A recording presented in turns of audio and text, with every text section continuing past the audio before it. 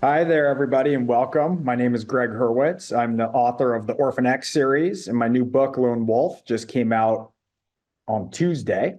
So we're not here, however, to talk about Orphan X or Lone Wolf. We're here to talk about one of my favorite writers and friend, Mark Greaney, who has The Chaos Agent is out today, which you can order. Your signed copies, which you can get, are going to take about 8 to 10 days to arrive, but you can click and sign up and buy those. And this is the newest entry in his smashingly successful Greyman series. I used to think of Greaney as the heir to Clancy, which is a great compliment.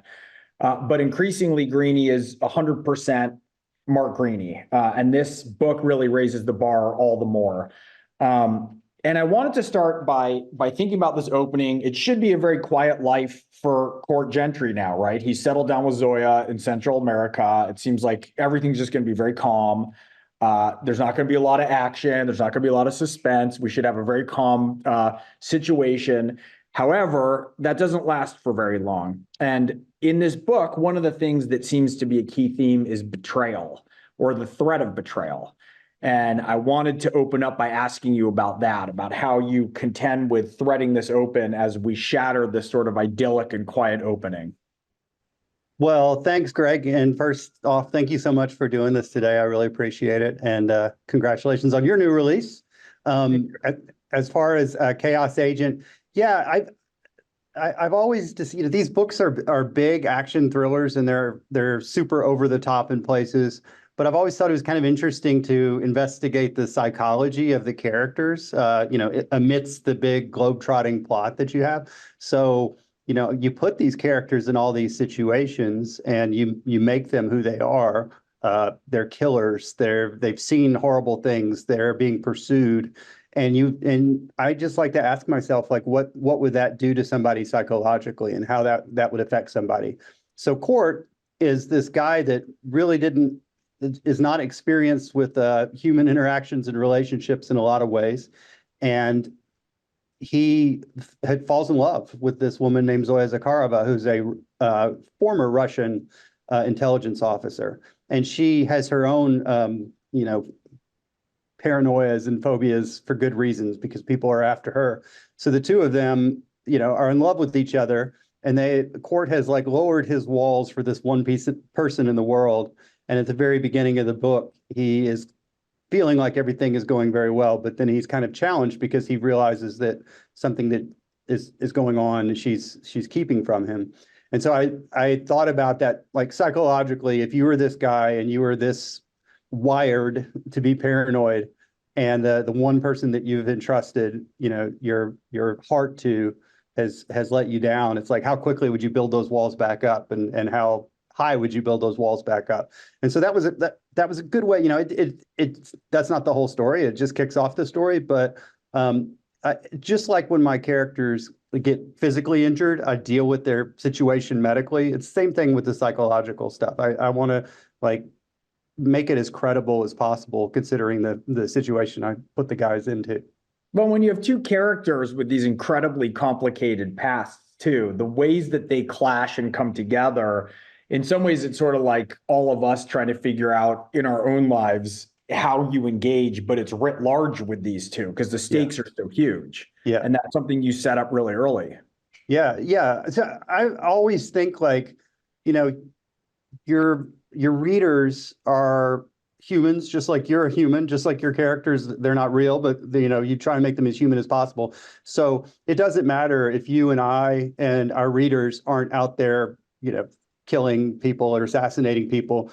It's that interpersonal, it's sort of the interpersonal dynamics, like all the psychology of what life is like.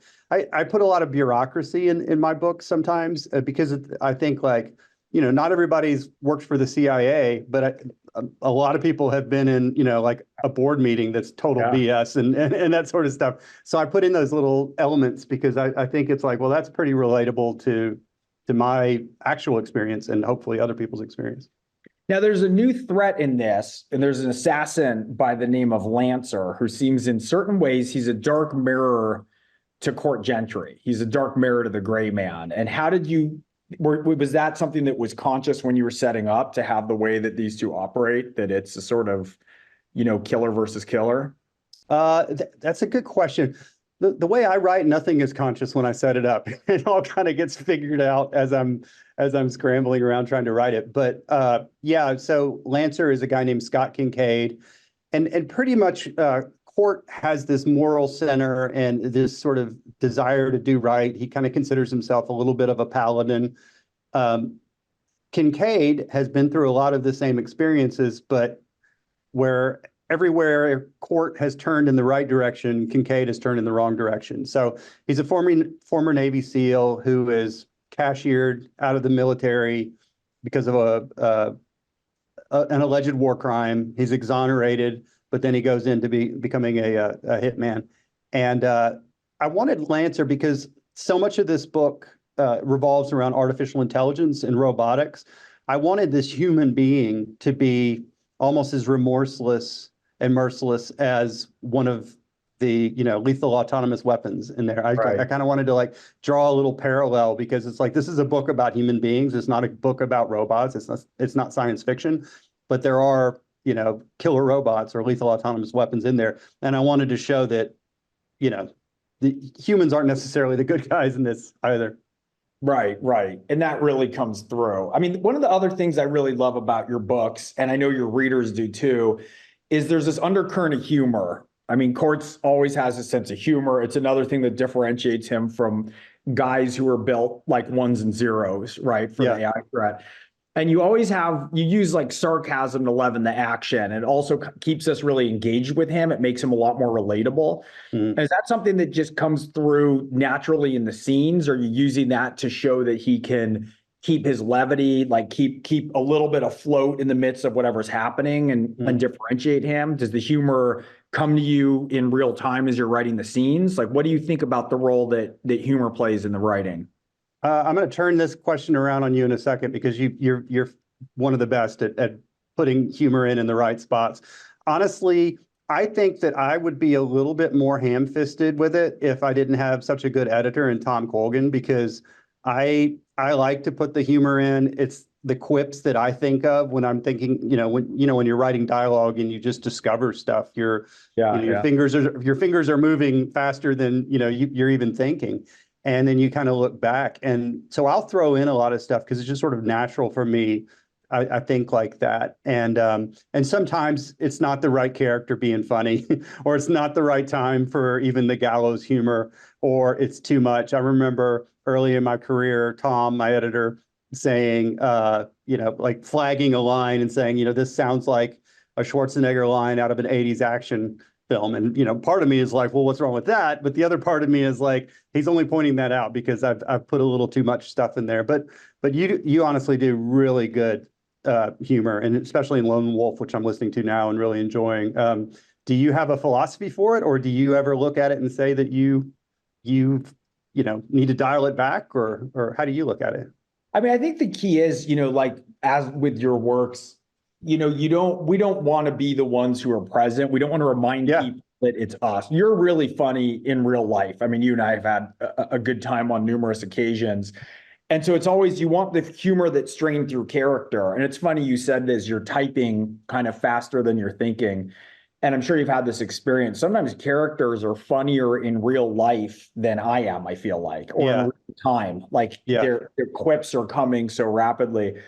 But, the one thing that I think that's really important that you do is that the characters always center. And you mentioned this also with when you're dealing with the action versus the psychology, because what readers come to is character. They come to read the gray man. They're not coming to read plot or action. Yeah. And I always think about, if you ask people their favorite James Bond action sequence, they'll pause for a minute, but we all know how he takes his martini. Yeah. So there's a way that you suffuse the kind of sarcasm or the off the cuffness with Court that feels very natural to him, as opposed to, the insertion of you. And I think that's always the thing, is that to make the story and the character prominent. I had another question. Your books are very stunningly international. And this one seems even a little more globetrotty than usual. I mean, we go to South Korea and Japan, exotic Boston. Like there's a lot of locations that pop up. Are these places generally that you're familiar with, that you go to? Do you fly there in real time when you're researching it? Are there places that and you've stored in your memory? It's a combination. So in this book, part of it takes place in a little town in Guatemala, and I've spent a lot of time in that town. I've probably spent about 5 months in Guatemala studying Spanish over the years at different times. And this town, Panajachel, which is kind of an off the beaten, it's kind of like a backpacker tourist location. It's something people come from all over the world, but if you're down there, people go to, and it's really beautiful. So I worked that in there. I didn't have to go back to Panajachel because I've been there so much. I did go to the Mayan Riviera of Mexico, which is another location in there, and did some research. And then the other big location in this book was Cuba. And unfortunately, I wasn't able to go, and it wasn't because of any politics or legal things. There were ways in, and I was trying to work that out, but I just had a short, it took me 6 or 7 months to write the book, but I had this very short window for travel, so I wasn't able to go to Mexico and to Cuba. Later last year, I went to West Africa for another book I do, and I've been to, I think, 36 countries researching either the Tom Clancy books or the Greyman books, or Red Metal, another book I did. So I like to get on the ground. Your locations would light up a globe. If you go through all your work, there's so many different places you've been. And it's one really a key element of the series is that it's a very clearly international series. And there's a heightening of intrigue to that too, I think. And there's an exotic nature of it. Even these shorter hits that take place away from the main action. Yeah. Is pretty cool. So you mentioned, there's a lot about AI and robotics in this. And I was wondering, you do a lot of technology. What do you think differentiates AI? What do you think is different about what's coming, what's arrived already? Well, I mean, the speed at which things are advancing right now is so remarkable. Since the year 2010, the computing hardware that's gone into these large language AI models, or the more sophisticated AI, has increased 10 billion%, and it's doubling every 6 to 9 months. And the amount of data that's sucked up and being used by the artificial intelligence is doubling about every 2 years. So it's one of the misconceptions that this book is. I knew nothing about this. I'm really not that technical person, but I just know where the book needs to go, and I know how to. It's like I'm going to go out and get the information I need for the book. And so I didn't really know that much about AI, but I was watching these Elon Musk type people and with these very sophisticated commercial AI labs, and how the Defense Department and other militaries are trying to, glean some of that information. And I just thought, well, sounds like an interesting plot for a book. So I just started my research from there. But the real misconception that I want to kind of convey to people is, a lot of people have used ChatGPT and they asked it to write them something and it didn't do a great job. So they're like, well, everybody's making, a mountain out of a molehill. This stuff isn't very sophisticated. And it's really in its infancy. And it's able to, the best large language models are able to reach human level performance on the bar exam and the SAT, for example. They're able to absolutely demolish human being fighter pilots in simulators. There's so much that has gone from not existing at all 5 years ago to, being happening right now, and what's on the horizon, we can only imagine. So the AI was an interesting character in the book. Again, there's nothing in here that's science fiction. It's all emerging technology or existing technology. And I just thought, well, what if we had one of these large language models almost at the artificial general superintelligence level, the AGSI level, which is almost sentient, like a singularity, not like a human, because humans are very different. They don't think the same way. A computer doesn't think the same way. But if you attached it to offshore bank accounts and you gave it a mission to keep itself from falling into the hands of the Americans or whatever, and it was able to go on the dark web and hire assassins and perform logistics things and social engineer human beings to do its bidding, I thought that would be really interesting. So I just did all the research I needed to tell that story. It's a great plot, man. I have a friend who is working on designing the biggest, fastest computer chip to house AI. Oh, So wow. I've nicknamed him Baby Hitler because I think the only way we can save society is if we, tie him to an anchor or something before it Yeah. gets out of hand. Yeah. Do you think that with AI that the key is going to be to sort of regulate or try and slow it, or is it like it's coming and we just got to surf it and we got to just figure out how to deal with it? I think I'm kind of a laissez-faire type person to where I think regulation doesn't work, but then when you look at it, it's like it's helped greatly with landmines and with nuclear weapons and with chemical weapons. It's not perfect solutions, but it's the best. The ethics of the whole question of lethal autonomous weapons, which is, a weapon that makes its own decision on who to kill. It's able to search for, identify, and engage a target without any human interaction. Like the ethics of that are fascinating to me, but the ethics all go out the window. In America, the Defense Department says we will always have a human making the decision on who or what to destroy. The problem is if China doesn't do that and China is able to fight wars at machine speed, they will have a tactical and operational overmatch over us. And I guess it'll be too late for us to do much about it if they're fighting with weapons that are making 2,000 decisions a second on their own, and we have humans, looking at a target. So, the ethics is interesting, but at some point the ethics are moot. But I do think regulation is the best chance. And not to get too far in the weeds, the regulation needs to be on the manufacturing of the chips themselves, because none of the chips are manufactured in China of the highest level GPU chips. They're all manufactured in 90% of them are manufactured in Taiwan. So there's another book for you. China's 100 miles away from Taiwan, and 90% of the most advanced chips are manufactured right there. The government, I played around with this theme a little bit in Prodigal Son, which I found so interesting that the US military and intelligence communities were trying to develop a digital conscience. Mhm. Because one of the things they found were guys who go, like, let's say they drive to a container, like from a container ship, air conditioned in Nevada somewhere. They're drone operators. They drive to work. They're killing people halfway around the globe all day. They leave. They're driving home. Their wife or husband tells them to stop and pick up a quart of milk on the way home. Yeah. Their PTSD rates were just as high as soldiers who were fully engaged in combat. Right. And so the military was starting to play around with the notion of having a digital conscience to remove humans altogether. Mhm. And so one of the things I was playing with in that story with Orphan X was to say, look, part of the trauma and the anguish and the pain and the injury, not to mention the suffering of families and mothers and fathers, in some ways, it's like the only check we have on having endless war. Yeah. There's a quotation from Donald Rumsfeld in that documentary, The Fog of War, where he says, when you see war get this profitable, you're going to see more of it.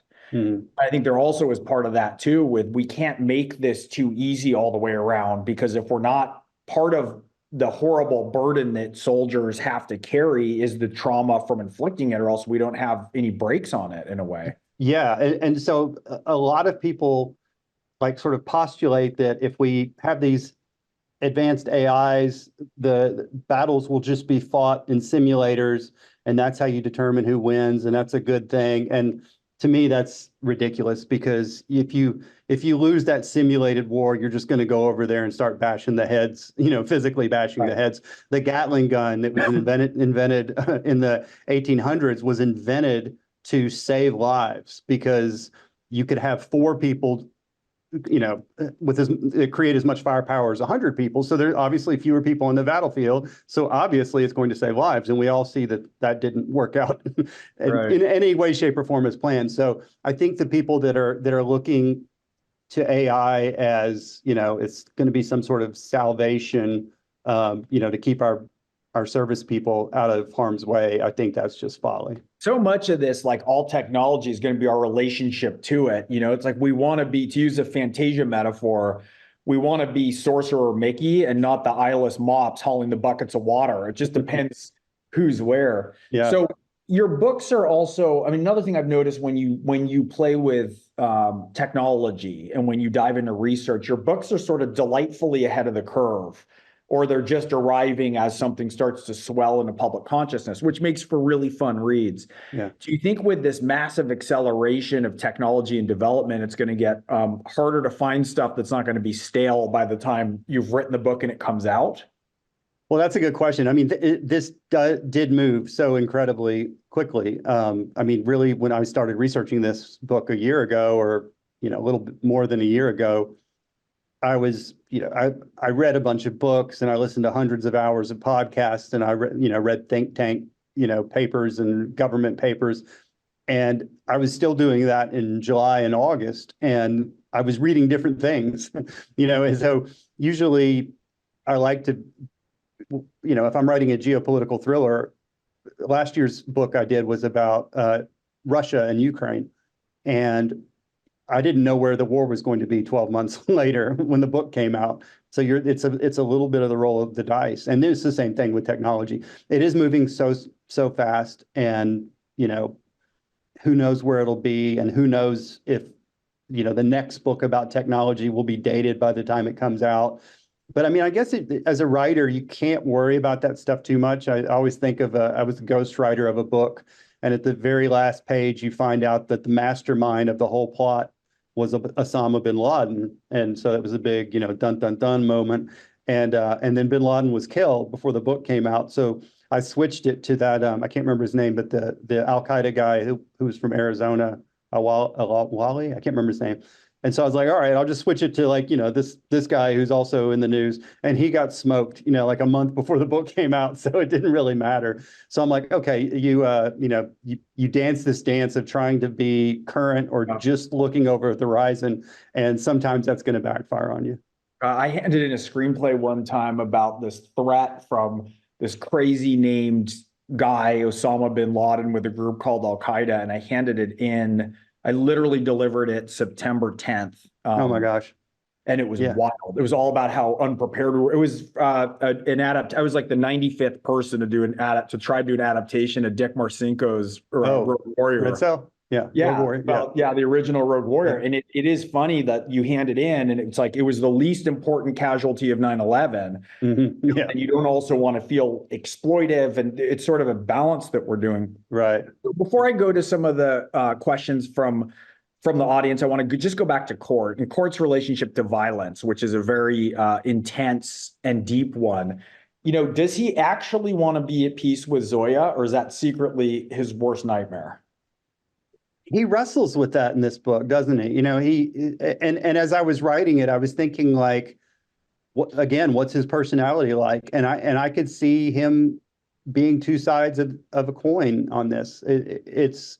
He sees himself, or I believe he sees himself. It's just funny, like as the writer, it's like I don't necessarily know the answer to that question. That's, I think, for readers to decide. I mean, there's probably things like that too that you write and you don't necessarily have a firm hold of it. It's like it's subject to interpretation by me, just like it is by anybody else. And I think he's somebody who sees that he's been given this training, like he was pulled out of prison when he was 18 years old and put in this CIA program. If you've only seen the movie and haven't read the first Greyman, it's very, very different, or the early series than how they did it in the movie, but same idea. And so he's been given all this training, and he feels like he's probably done some bad with it on all the missions he's been sent, but he wants to use it for good. So he sees himself as a tool that can be used for good, and it's almost like he's trying to build his karma up in the right way. But then at other times, he says at the beginning of this book, it's been the best 4 months of his life. He's looking over his shoulder all the time, but he's not going out looking for trouble. It's funny because I wonder sometimes how he'd feel if the 4 months turned into 12 months, turned into 24 months. He'd get an itch maybe. And I'm sure you've talked to, I'm sure, military people like I have that, would come home from the wars and they're like, I want to go back. It's like, I need to be back there. So, I think that's a natural feeling that many of these people with this training and, this understanding of their skill set, put to use. Yeah. For a lot of people, it's the best and the worst time of their life, so where else are you going to feel that close to life or death, and how do Yeah. you simulate that and reintegrate? So let's talk briefly about the big journey for Court. Where's he going as you ostensibly are growing up and getting older? Do you see changes in how you're writing him and the types of issues he'll be grappling with? Yeah, I think so. Like, I mean, the relationships was a very, very small start, part of the story in the earlier books. It was a little bit like James Bond. It wasn't like, as I guess whatever James Bond is, the old stuff is kind of sexist. It wasn't like that, but it was, he would meet people, not in every book, but in different books, and it would just sort of be for that. And then I got the idea of Zoya having someone who starts out as an antagonist, but they grow fond of each other. And I think I'll grow with his psychology and continue to change. And people always say, like, are you going to age your hero? And I don't. Daniel Silva's one of the best writers in the world, and he does. So it's there's not a right or a wrong in it. But I always tell people, it's like there's not going to be a point where the Greyman climbs over a fence and drops down and blows a knee out because he's 50, he's my age. So it's just not the kind of story I'm telling. So in some ways, I think the story will stay evergreen, but in others, I think as I kind of like expand my knowledge and my life experience, hopefully I'll take readers along for a ride with that. Yeah, he just doesn't age like you and me. No, nobody ages like me. So a couple questions from the audience. We'll start with the easy one. Jennifer asks, what exactly is a gray man? Oh, okay. A gray man it's not a term that I've coined. It's a term that's been out there in military or intelligence or maybe even law enforcement circles.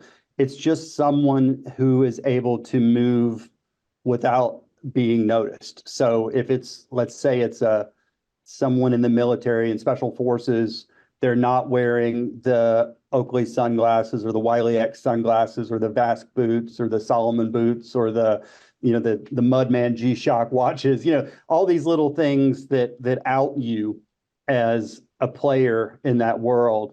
That's not what they do. So my idea of Court is that he's completely not noticeable. And it's funny when they made the movie and they cast Ryan Gosling. I get so many emails from fans of the books who were like, "You need to have like an unknown person do that because nobody knows what he looks like." And and I was like, I don't think you know how $200 million Hollywood movies are made. It's like I really don't either, but I do know that. It's sort of you kind of have to do it. Everyone becomes a movie studio financier expert. Yeah, exactly. I'm like, they're not just going to go to the mall and have like a casting call, and get a guy out of behind the counter at Cinnabon and have him be the gray man because we don't know what he looks like. But I mean, that's the character in the book. He's completely, is able to just basically just walk through the room and not be noticed. So another question. So this title, this is one of my favorite titles of a book in years. And I think you know that because when you first announced it, I pinged you. I was like, man, it's a terrific title. Thank you. And Lori asks how you came up with the name for the book. And additionally, is it easy for you to come up with names? Do they come early? Do they come late? Do they come easy? I love this question because I'm fighting over the title of next year's Greyman book right now. Not fighting, but we're throwing a bunch of titles back and forth, and we can't really lock on one yet. A couple of the Greyman books I didn't come up with the title for. One of them was the second book, On Target. That was that I think my editor came up with that, and then my editor came up with Agent in Place. And so the Chaos Agent is called the Chaos Agent because I couldn't call it Agent of Chaos because 5 books ago I had a book called Agent in Place and it just seemed a little repetitive. But an intelligent agent is an artificial intelligence program or algorithm or being or whatever you want to call it. And that's what it's at the heart of the story. And Court is working in an agent role for the CIA in this book. And not to get in the weeds, but it drives me crazy when people call people CIA agents when they're actually an employee of the CIA. An agent is someone who's working on behalf of the CIA. It's an officer or a case officer is what most people refer to as an agent. But anyway, Court is an agent of the CIA in this. So, and there's a lot of chaos in his life. So it's kind of a double entendre title. And that title came up good, and I liked it. And my titles for book 14 so far, it's nice. I'm sure it's like once you have that title, you're really locked into, like, the book exists in some way, even if you haven't started writing it. The book kind of exists once you have that title, and so when you're bandying these titles around, it's a little frustrating. Yeah, it's weird. I either tend to have them right away or it's a nightmare. It's Yeah, like yeah, it's yeah. the 11th hour, and it's a very different process. It's a very different creative muscle to name a book than to write Yeah. one, which is Yeah, yeah. interesting. I said when I did the Tom Clancy books, I didn't come up with most of those titles, but the ones I did come up with, it's like I'm almost more proud of the 2 words on the cover than I am on the 180,000 words on the inside, because it's like Oh, when you I feel get like it, I've man. won. Yeah. So Stephen wants to know, is there a ritual that you have when you sit down and start a new book, when you're facing the blank page for the first time? When I start a book, yeah, the blank page itself is part of the ritual. I might have some floating around ideas that don't make any sense, and I haven't done any research on the book, but I just have an idea, like, what artificial intelligence tied to lethal autonomous weapons. Go online for 5 minutes and look at the robots that Boston Dynamics have that can carry a gun, or the hexacopter drones that can drop payloads, and think about that with AI. So literally, you're just jotting this stuff down, and I do everything in Word, and I just do like an outline, like bullet points, but it's not an organized outline. Like, this is, you could read that and know where the book's going. It's just jotting down ideas. And from that, I will do, sort of the next draft of that, which maybe is a little bit more fleshed out. And finally, I have something that I go to my editor with, and Tom is like, I think he's the best editor out there, but I wouldn't really know. This is my 24th book, and 22 of them have been with Tom. He's a great editor. Quite a relationship. You get a good shorthand too. Yeah, exactly. Very much a shorthand. I always say that he edits me without having to say anything, because I can hear his voice when I'm writing it. I'm going, yeah, no, Tom's not going to go for this part. So I give him something, and then we'll have a phone call, and he'll like parts, he won't like parts. He'll give me great suggestions, and I'll go back and do a little bit more. But then I never have more than about 6 or 7 pages of ideas, and then I never really look at that again when I write. I just start writing, and I don't write chronologically. I bounce all over. Wherever I have an idea, that's where I'll write that day. And then I'll slowly start, Oh, you don't write in order. I don't. I have a lot of writer's block a lot of the time, and really the only way to get out of not knowing where to go in this one section is to go like, well, I know that this person has to get on a boat, and whatever. So it's like, I'll go write that scene and come back to this. And that's, I'm always looking for a little forward momentum. The thing about being a writer is, I always say, you never really have a good day, because on your best day, you're writing like 0.5% of your book or something. So it never really feels like, you just knocked it out of the park. So I like to, I use my word count. I like to write 2,000 words a day. I feel like my life is in balance if I can get somewhere around 2,000 words. And certain times of the year, I'm totally nailing that, and big times of the year, I'm procrastinating and not hitting that. Yeah. So Abina, which I hope I'm pronouncing right, asks, what's the hardest scene to write? What was the hardest scene to write in The Chaos Agent? The hardest scene to write in The Chaos Agent. What a good question.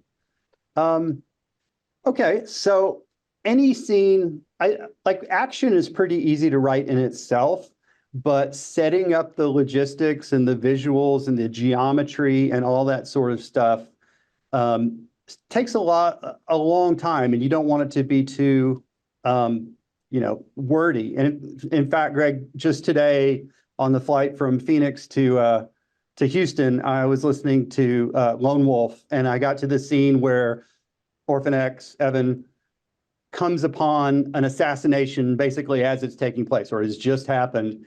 And it's in a, like a big condo or house. And the logistics, as I was listening to it, I can't help but listen to things as a writer and, like, just sort of like see what's behind. The logistics, you have like mezzanines and balconies and an elevator where, he's only showing this much of his body to be a target. And then the daughter of the fallen guy, the person who's assassinated when the assassin's still in the house.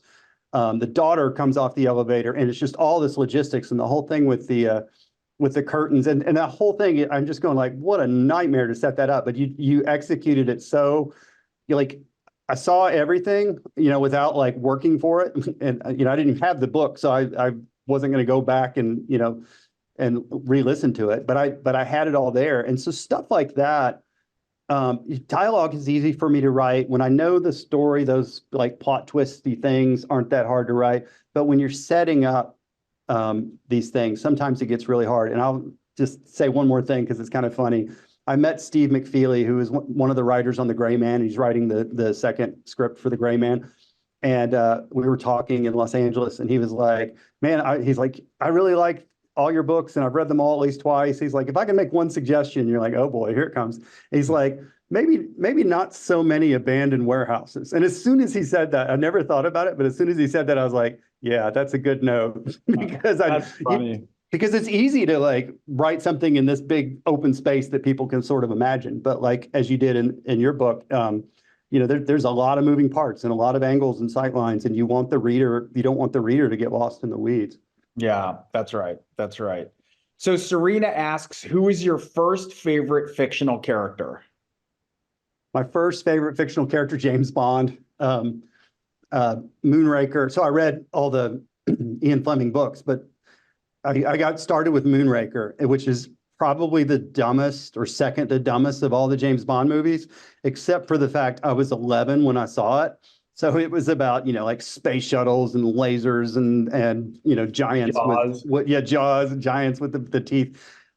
So, as dumb as that was as a movie, it was perfect for an 11-year-old. I didn't see anything as dumb because, I was, whatever Pure, in pure fifth grade. fantasy. Those were amazing. Exactly. I remember them blowing my mind when they came out. Exactly. It was so advanced, and it's so funny now. But then I started reading, Tom Clancy was the first thriller I ever bought in my life, was Patriot Games. So really Jack Ryan in the literary world, but definitely James Bond, cinematically. That's cool. So Sean asks, if you could tell your younger writing self anything, what would it be?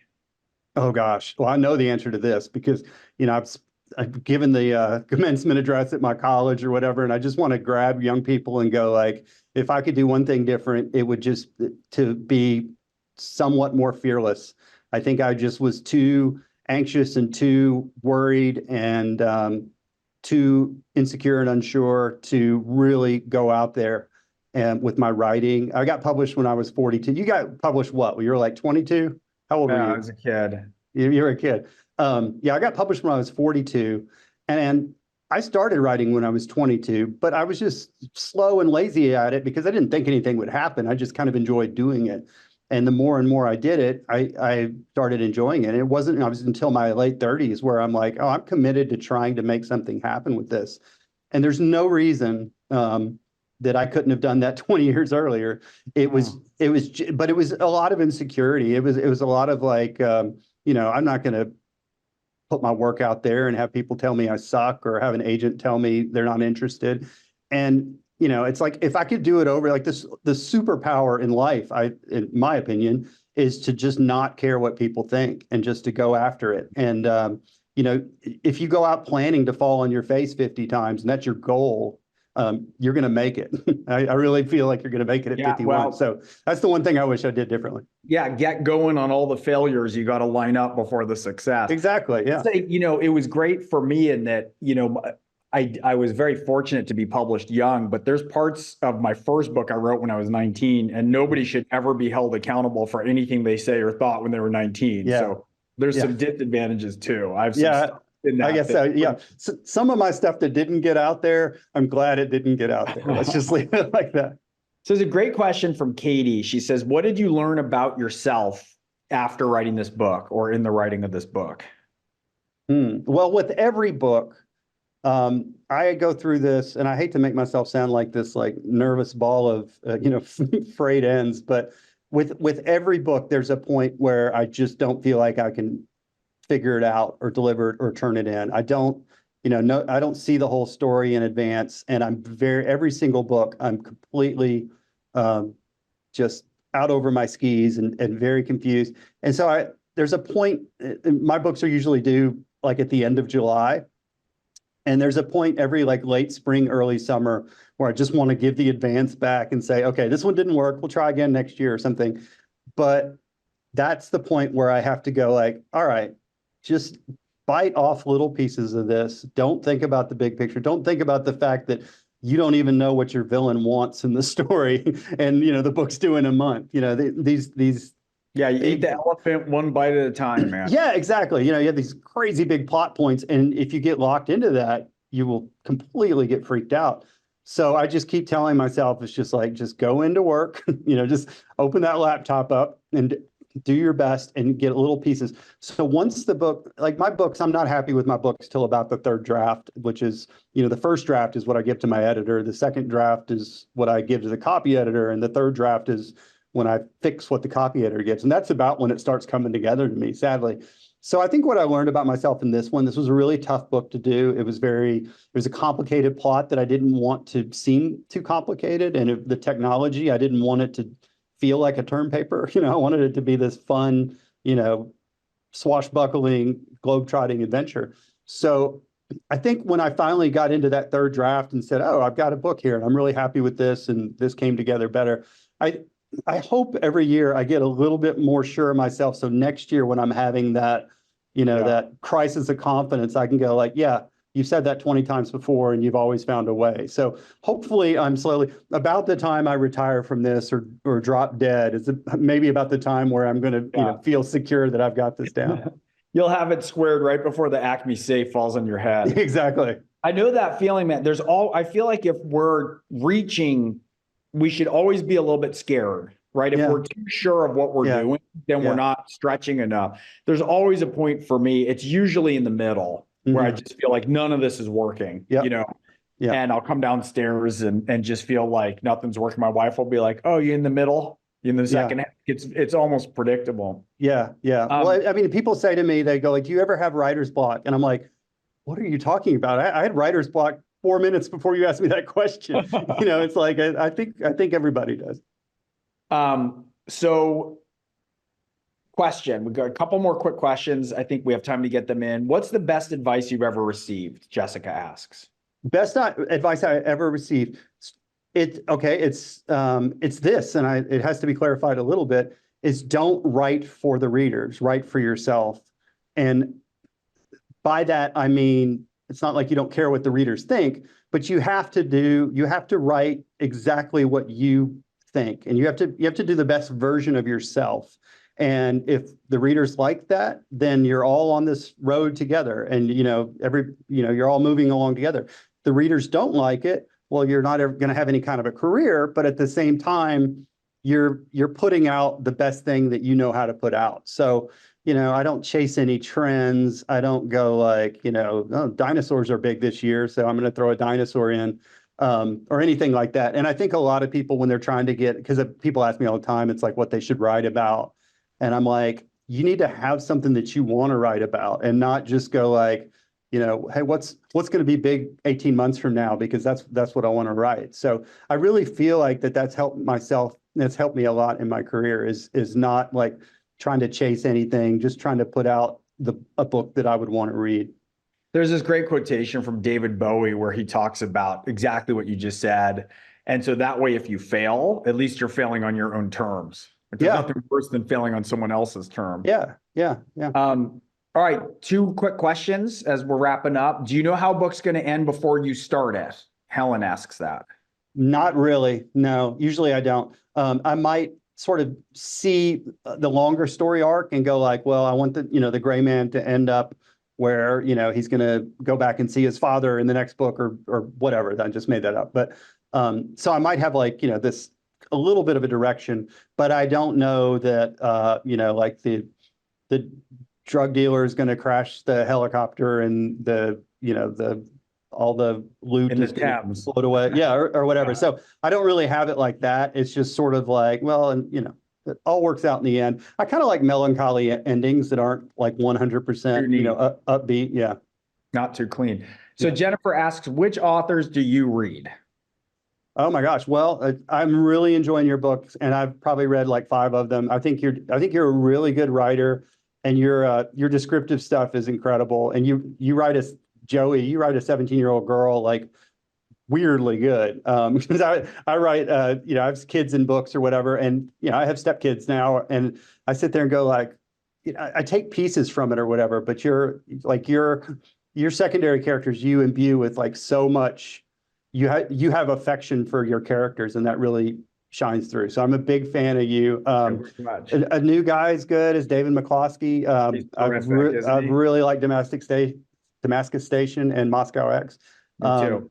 Gosh, there's so many. I think Josh Hood's a really good author. Brad Taylor is a good author. Mark Cameron's good. There's so many. And then, at this point in our career, when we don't name somebody, then somebody's going to be like, "Oh, what's wrong with me?"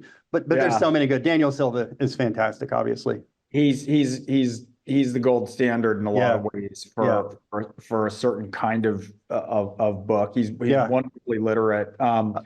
Well, this is terrific. I want to just remind everybody, we can order the book. Your book just came out yesterday. Grab the link. It's going to take a little bit. You're going to get a signed copy, but it's going to take 8 to 10 days. So there's no need to blow up Barnes and Noble squawking about where your book is, because they're going to get them out to you. They're all signed and they're specially set aside. And that's pretty cool that you have so many that are signed and available.